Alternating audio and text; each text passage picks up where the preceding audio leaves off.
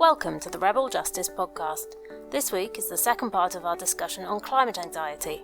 Clinical social worker Susan Pease Banitt talks to Linda Aspey, a therapist, consultant and environmental activist, about the increasing concern many of us are feeling around the impact of climate change.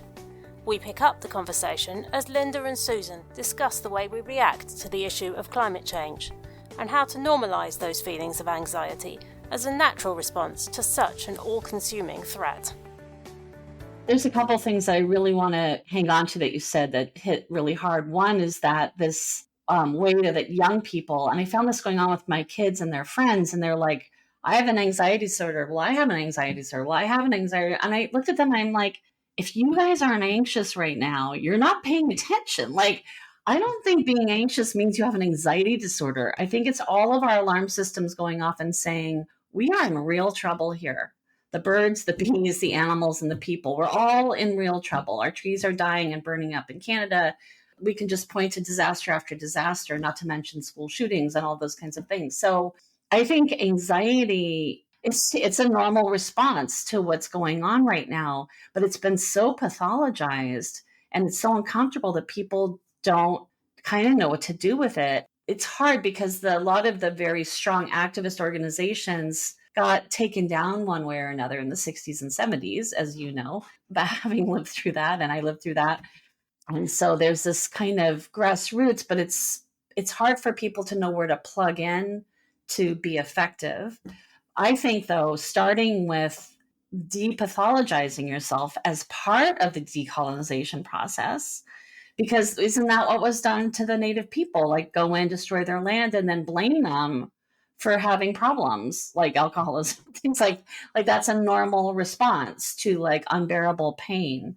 And the other point that I wanted to ask you about is the decolonizing piece, because I'm working with a group of authors right now, and one of them is writing about very powerfully her own process of decolonizing. She's a therapist whose grandmother was a curandera, and she's done this deep decolonization of herself and has come to realize that our disconnection from the land itself, the relationship with the land, which happened through colonization, but also through immigration, and what happens when you don't have a connection to the land that you're on, like the indigenous people do, is she described it as this kind of almost like a soul loss situation.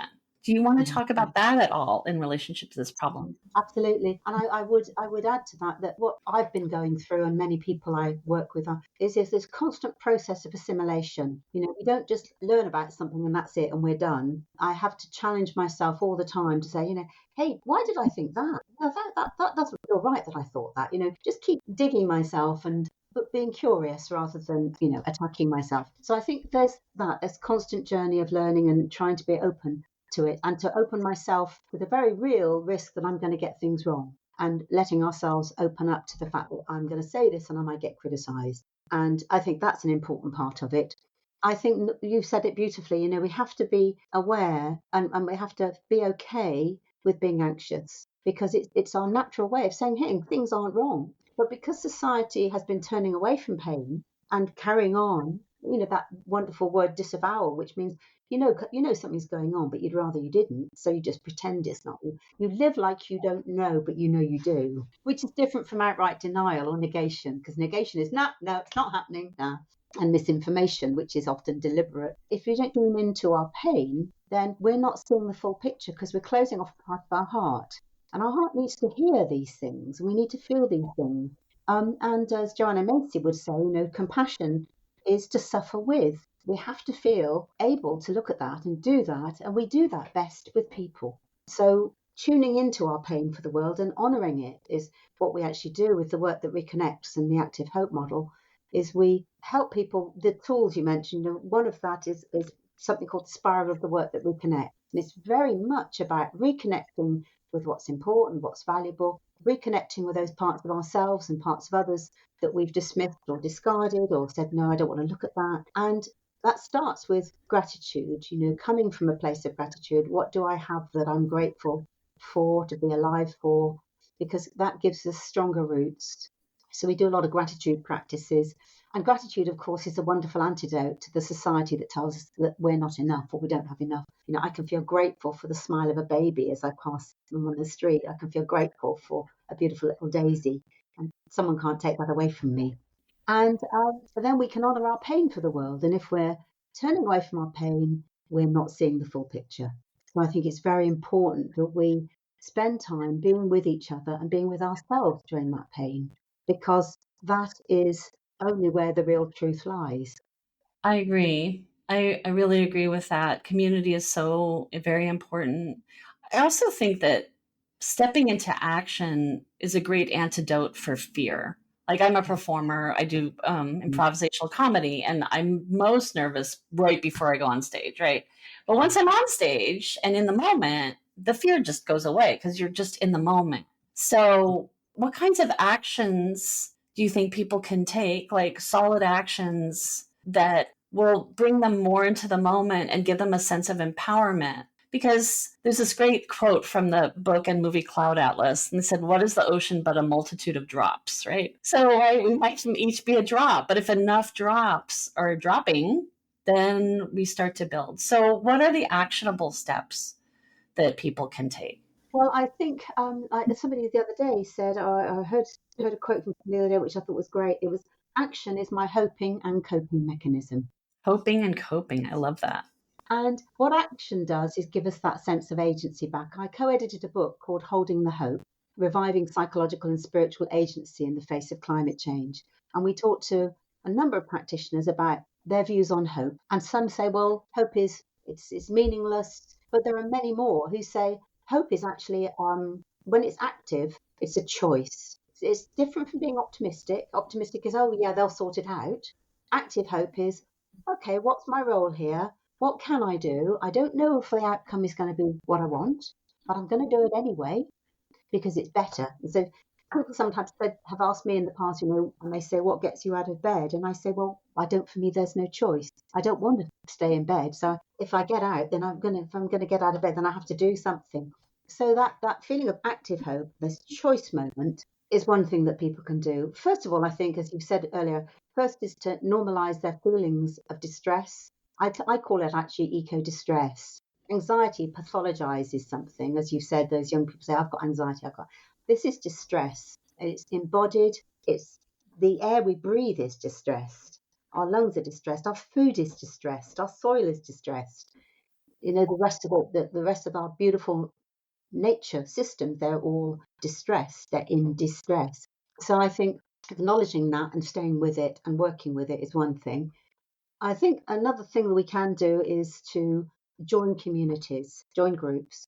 And that could be a local group doing tree planting or clearing up rubbish, or it could be working with vulnerable people to help to get them to build their resilience in the face of changes that are going to be happening if they're not already. So community is going to be much more important than it has been in recent times for people perhaps in the global north, where we're a hyper individualized culture. We've been kind of groomed to be competitive, to be better than, and we need a complete rethink of those automatic processes that make us compete. And joining something that people believe in together is probably one of the things that has enabled the humans to thrive as well as they have, and actually, sadly, then to do the destruction we have. But we can bring a whole group of people together through an ideology. So we can find stories that uplift us. We can join community. We can be of service in whatever way we have. And people sometimes say to me, I'd like to do activism, but I'm too frightened, or I don't want to be arrested, and all sorts of things. But there are so many ways to contribute. Activist groups, for example, they need copywriters, they need marketing, they need people willing to phone up people and say, hey, are you coming to the rally next week?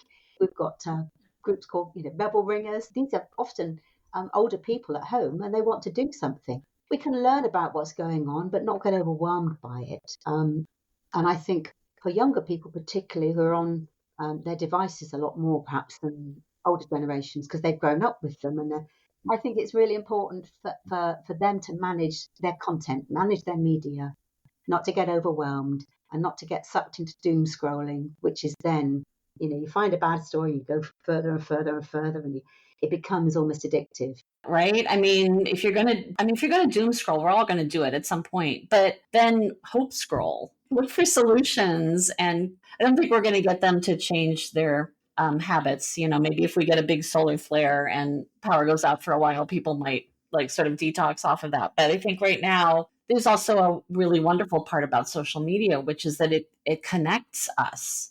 So being mindful of like, what are you plugging into? Are you plugging into despair? Or are you plugging into hope and community?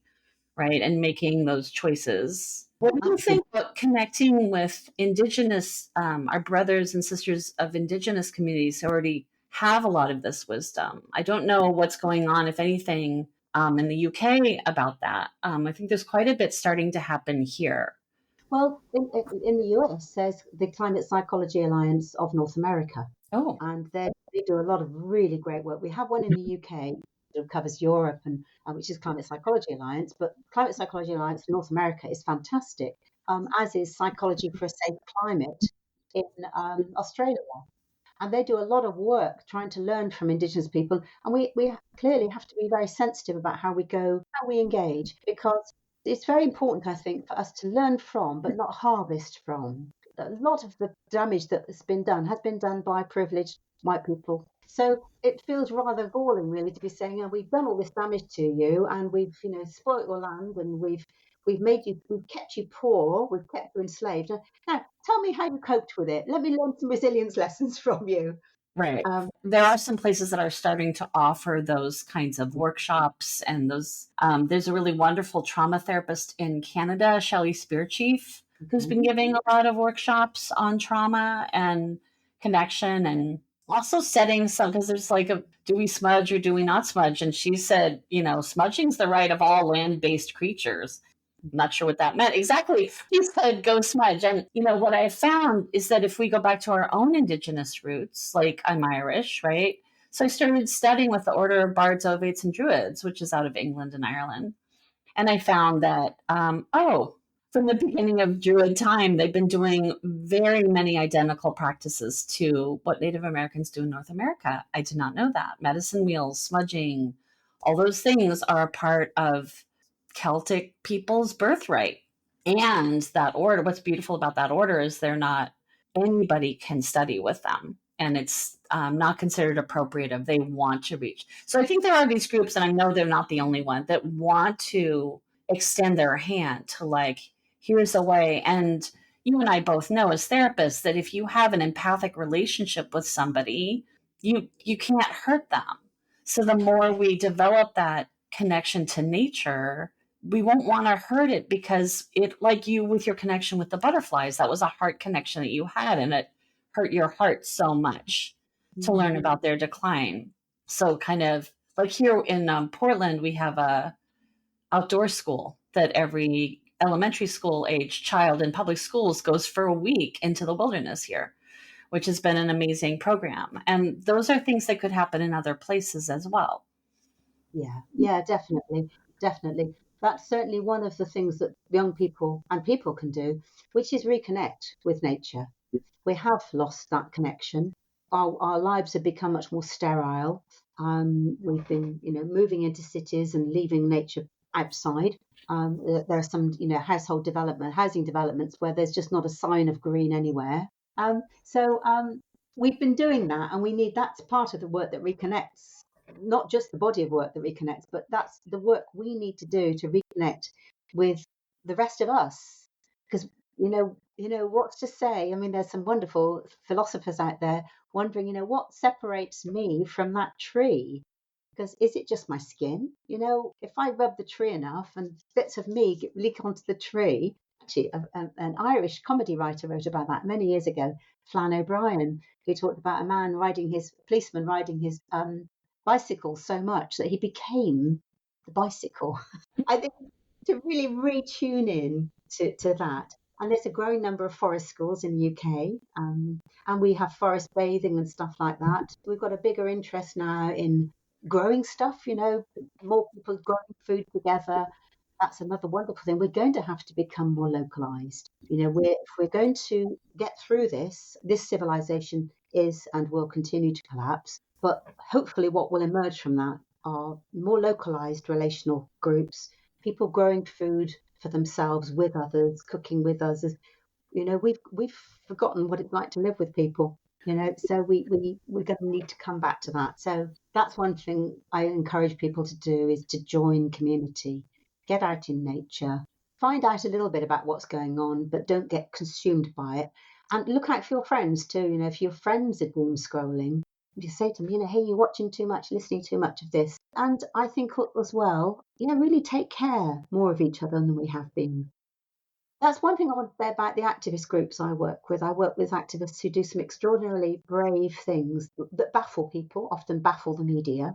Why aren't you taking people with you? Why are you doing this? Why are you doing that? Can't you see that, it's making more unpopular? But it's very interesting. The media have been asking these questions for many years now. Why are you doing this? Why are you disrupting? And you'd think, well, come on, you're journalists.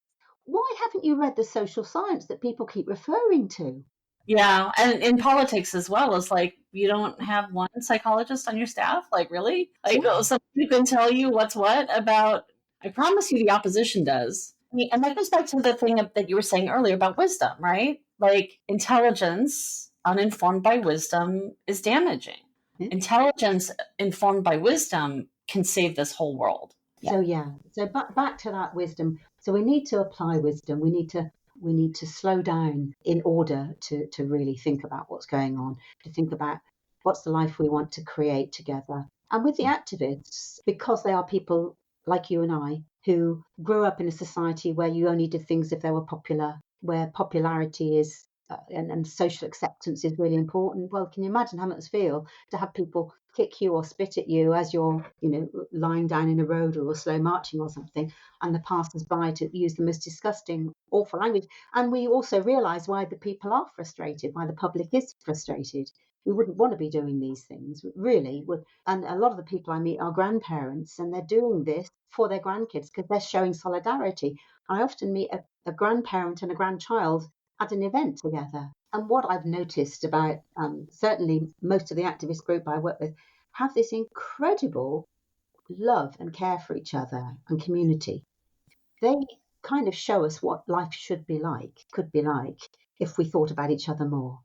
They look after each other, they nurture, they cook for each other, they're there waiting for them when they come out of prison. They're there waiting for them outside the police station with tea and cakes. They're beautiful, beautiful communities. And somebody said to me, this is what we need. This is what society needs.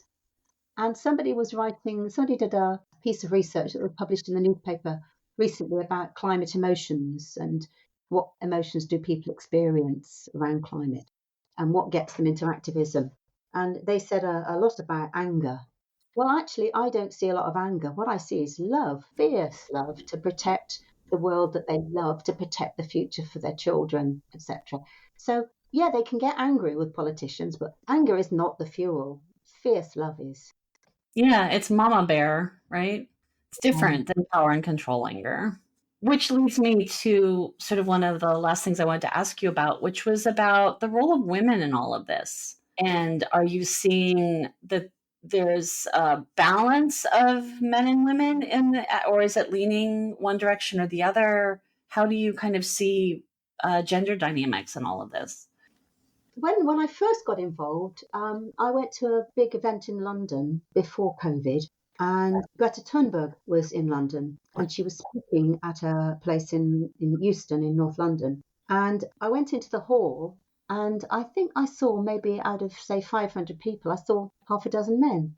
And I thought, well, that's really interesting. Is it only women that are doing this? But as time has gone on, I'm seeing a lot more parity between different genders, not just men and women. I see a lot of all the different ranges of genders and identities. It was also when we first started going, it was a lot of white middle-aged people protesting. And so, the newspapers would have a field day with that, saying, you rich white people, etc. And where are the dark skins? Where are the less abled? And certainly Extinction Rebellion realised that there was a lot that they needed to learn and incorporate. So we're seeing a lot more balance, but there's a lot of work being done because the problem for many people, particularly people of colour, is that the systems, well, the authoritarian systems that we've got would often mean that somebody who's black, if they're arrested, they're going to get a much tougher treatment than I would. Exactly. That's very true. And the research shows they get stiffer sentences. They get, compared with white people for the same crime, black people anyway tend to get worse sentences. They tend to be judged as guilty more often than white people. You know, they're in a toxic system. There's a big risk for them to take action. In a way, that's often why I feel really moved to act, because I feel if I don't lend my voice to this, that itself is a form of segregation. That's a form of privilege by not lending my voice to it. Yeah, I think it is an act of anti-racism to be the tip of the spear, so to speak, because we can be. It's least risky for us to do that. You mentioned Extinction Rebellion. Do you mind telling our listeners what that is? Yeah, sure. Extinction Rebellion was a movement that started in 2018 by some folks in the UK, a molecular biologist and a guy who'd done a PhD in civil disobedience and others. And they realised what was going on in the world, and they thought we have to really do something. And so they set up Extinction Rebellion, and there's many places around the world. Did you hear about the Netherlands last week? No. I've forgotten the number, but I think it was 25,000 people closed a motorway day after day after day after day at noon. 6,000 were arrested in the first few days, and they kept going back day after day. This was Extinction Rebellion Netherlands. And actually what they were asking was that the government should issue no new fossil fuel licenses. And the government has agreed to debate it at last. And they said, we're going to keep coming back. And if you arrest us, you can arrest some more. We're just going to keep coming back. Wonderful. We've also got Just Stop Oil, which is now seen as the edgier movement because they are doing non-violent civil disobedience, and Extinction Rebellion have temporarily or permanently, we don't know, changed their strategic focus into building community and building relationships. And what the Extinction Rebellion effectively allowed to happen was that XR widened what we call the Overton window, which is the way that the public sees something as acceptable to talk about. So they widened the window of awareness about climate and environment, and that then enabled people to come in and join. And the fact that Just Stop Oil has now come at the more radical end, where they're doing radical actions, throwing soup at paintings which were covered in glass, which they knew, and painting buildings, polluting industries and that sort of thing, and various other things. People don't necessarily agree with Just Stop Oil. They think they've got a point, and in fact, they're more likely then to join an activist movement such as XR, which is not doing so many disobedient things. So we're getting more people joining in the movements. Yes, and that's what's going to be needed to change a global pattern, right? Well, it's just been delightful talking to you and hearing your work and hearing your humanity, obviously very connected to yourself and to the world through your heart. And that's so what's needed. Thank you so much. Thank you so much. And I'm going to start a podcast sometime. When I do, I'd love you to come to talk to me. I will definitely do so. All right. Thank you, Linda. Thank you, Susan. And that concludes our interview with climate-focused therapist and coach Linda Aspey. Thank you to Susan and Linda for their thought-provoking discussion around recognising climate anxiety and how we can choose to take actions to start to empower ourselves against those feelings of helplessness. Rebel Justice Podcast is produced by The View magazine. You can subscribe to The View at view@theviewmag.org.uk and follow us on our social media. We are Rebel Justice on X, formerly Twitter, and The View magazine on Instagram, LinkedIn and Facebook. This episode featured Linda Aspey as our guest. It was hosted by Susan Pease Banitt and edited by Charlotte White. Social media by Courtney Mudd.